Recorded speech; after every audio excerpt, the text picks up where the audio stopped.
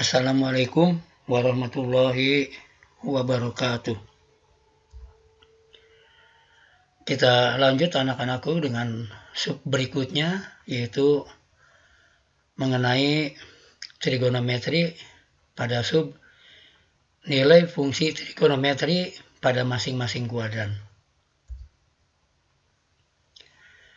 Nah, di sini anak-anakku bisa kita lihat bahwa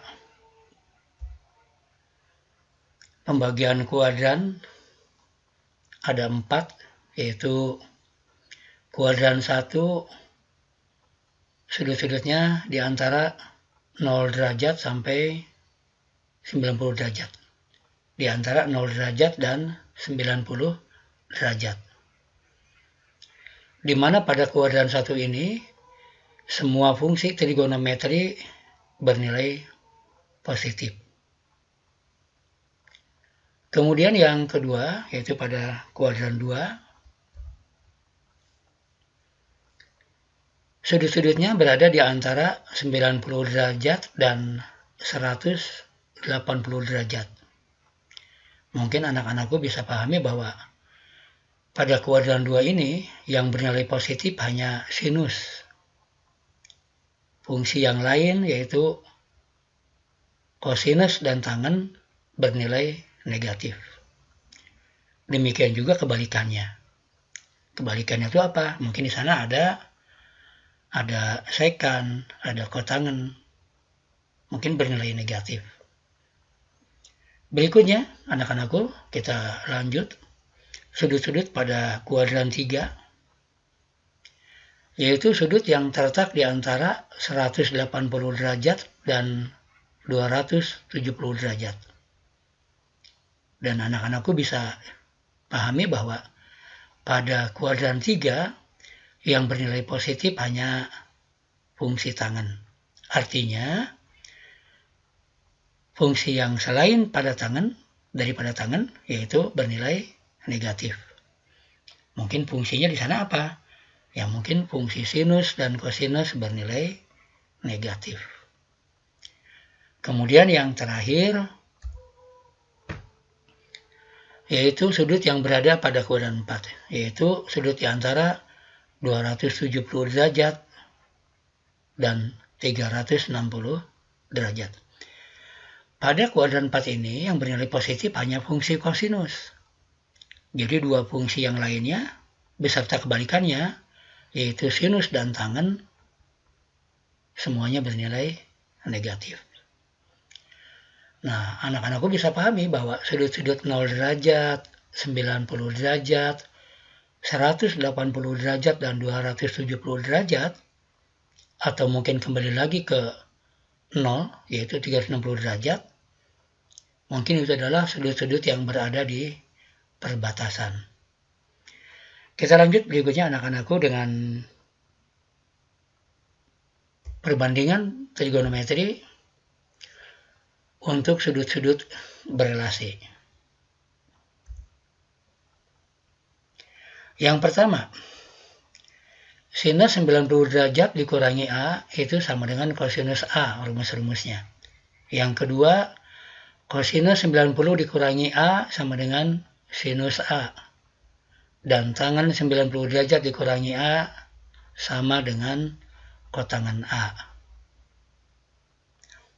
Rumus yang pertama. Yang keduanya adalah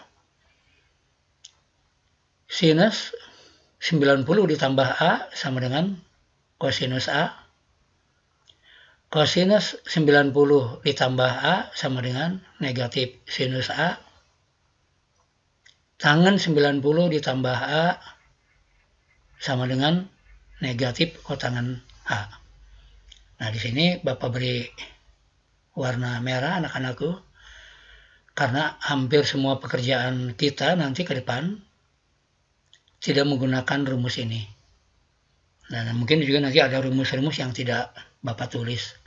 Tapi insya Allah rumus-rumus yang sudah ada bisa mewakili untuk semua anak-anakku bisa menyelesaikan semua persoalan trigonometri. Kita lanjut dengan rumus yang ketiga, yaitu rumus yang berada di kuadran 2. yaitu sinus 180 dikurangi A sama dengan sinus A. Kosinus 180 dikurangi A sama dengan negatif kosinus A. Tangen 180 derajat dikurangi A sama dengan negatif tangen A. Rumus yang keempat. Sinus 180 derajat ditambah A, ini sudut yang kuadran 3, sama dengan negatif sinus A. Kosinus 180 ditambah A sama dengan negatif kosinus A. Dan tangen 180 ditambah A sama dengan tangen A. Anak-anakku sudah paham bahwa pada sudut di depan, sudut-sudut di masing-masing kuadran, untuk kuadran 3 yang bernilai positif itu adalah tangen. Dan untuk rumus 3, itu rumus yang berada di kuadran 2, nilai fungsi yang bernilai positif adalah sinus, sehingga kosinus dan tangen bernilai negatif. Kita lanjut dengan rumus yang kelima, yaitu sinus 360 dikurangi A sama dengan negatif sinus A. Kosinus 360 dikurangi A sama dengan kosinus A. Dan yang terakhir, tangen 360 dikurangi A sama dengan negatif tangen A. Anak-anakku juga bisa pahami di sini, ini adalah rumus kuadran 4, sehingga yang bernilai positif hanyalah kosinus. Kita lanjut rumus yang ke-6. Lambang daripada sudut di kuadran 4 bisa 360 dikurangi A, bisa juga sudut negatif A, seperti yang rumus ke-6 ini. Jadi lambang sudut di kuadran 4 itu ada 2, yaitu bisa 360 dikurangi A, yaitu bisa juga dengan negatif A. Maka didapat rumusnya adalah sinus negatif A sama dengan negatif sinus A. Kosinus negatif A sama dengan kosinus A.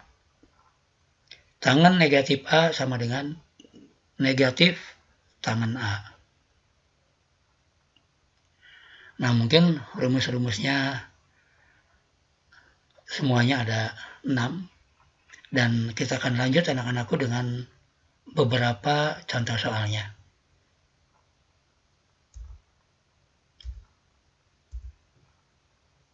Ya, contoh soal yang diberikan hanya sedikit, yaitu hanya 1 soal, tapi insya Allah pada pertemuan kita yang lain, kita akan lebih banyak lagi akan Bapak berikan pada anak-anakku.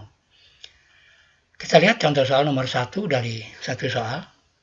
Tentukanlah nilai dari, kita lihat di sini ada 7 bagian, yaitu bagian dari bagian A, B, sampai dengan bagian G. Kita mulai anak-anakku dengan penyelesaiannya, yaitu penyelesaian nomor 1 bagian A. Sinus 120 derajat. Sinus 120 derajat itu adalah sudut yang berada pada kuadran 2. Sehingga untuk mencari nilainya kita gunakan sin 120 derajat itu sama dengan sin 180 dikurangi 60 derajat. Ingat rumus di kuadran 2? Yang sama nilainya dengan sinus 60 derajat, yaitu setengah akar 3. Kita lanjut. Yang B. Kosinus 225 derajat. Sudut ini berada pada kuadran 3. Karena anak-anakku bisa ingat lagi, kuadran 3 itu adalah sudut yang terletak antara 180 dan 270 derajat. Kosinus 225 derajat kita ubah menjadi kosinus 180 ditambah 45 derajat. Karena tadi udah Bapak sampaikan, lambang sudut di kuadran 3 itu adalah 180 ditambah A. Di mana nilai pada kuadran 3 ini, nilai kosinus adalah negatif. Sehingga langkah berikutnya didapat yaitu sama dengan negatif kosinus 45 derajat. di mana cos 45 derajat itu adalah setengah akar 2. Maka didapat hasilnya adalah negatif setengah akar 2. Bagian C. Tangan 210 derajat. Ini juga sama, sudut yang berada di kuadran 3.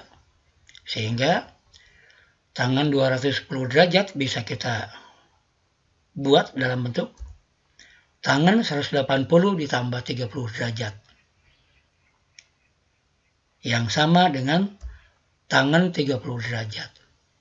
Kenapa positif? Karena tangan pada kuadran 3 bernilai positif. Maka didapatlah tangan 30 itu adalah tak lain, yaitu 1/3 akar 3. Jadi tangan 210 derajat itu adalah sama dengan tangan 30 derajat, yaitu 1/3 akar 3. Kita lanjut berikutnya anak-anakku dengan contoh soal yang bagian D.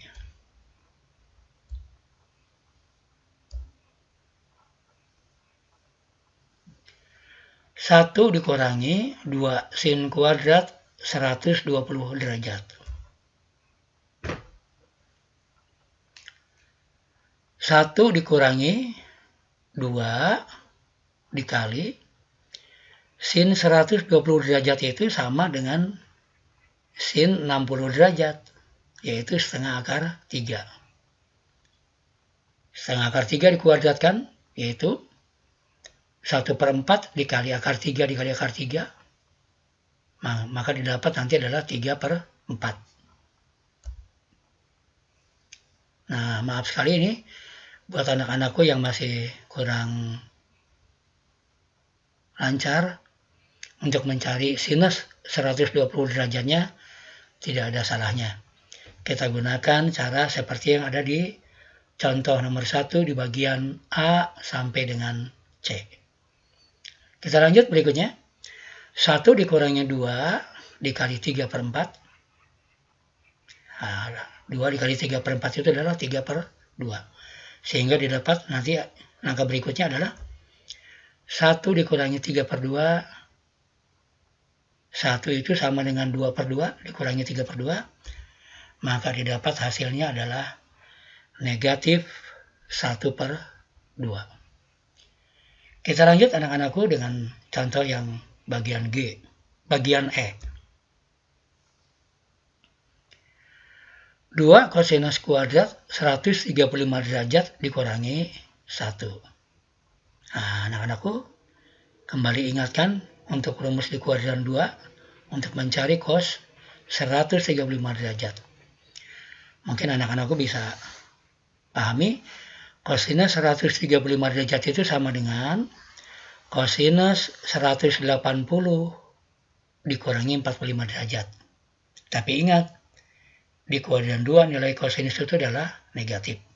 Sehingga langkah berikutnya bisa didapat yaitu 2 dikali cos 45-nya adalah setengah akar 2. Diberi tanda negatif karena di kuadran 2. Kemudian dikuadratkan.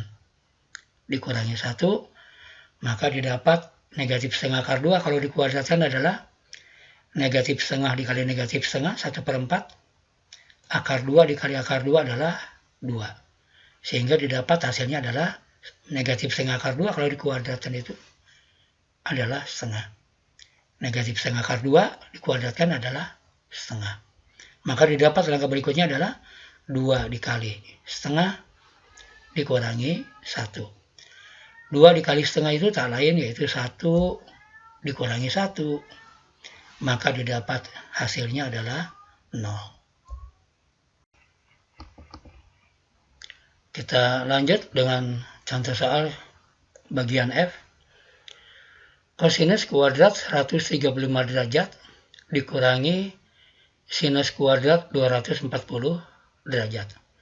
Mungkin anak-anakku sudah bisa lihat bahwa di pekerjaan sebelumnya di bagian E, bahwa kita sudah dapatkan bahwa nilai kosinus 135 derajat itu adalah negatif setengah akar 2. Karena dia di kuadran 2 bernilai negatif. Jadi didapat negatif setengah akar 2 dikuadratkan dikurangi Sinus 240 derajat, yaitu sudut yang berada pada kuadran 3. Sama dengan sin 180 ditambah 60, yang nilainya sama dengan sin 60 derajat. Cuma di kuadran 3 nilai sin adalah negatif. Jadi didapat nilainya adalah negatif setengah akar 3 dikuadratkan. Kita lanjut berikutnya. Negatif setengah akar 2 dikuadratkan adalah setengah. Dan negatif setengah akar 3 dikuadratkan adalah 3/4. Yaitu negatif setengah dikali negatif setengah, 1/4. Dikali akar 3 dikali akar 3, yaitu 3. Maka didapat 3/4. Jadi setengah dikurangi 3/4. Kita bisa samakan penyebutnya menjadi 4, yaitu 2/4 dikurangi 3/4. Maka didapat hasilnya adalah negatif 1/4.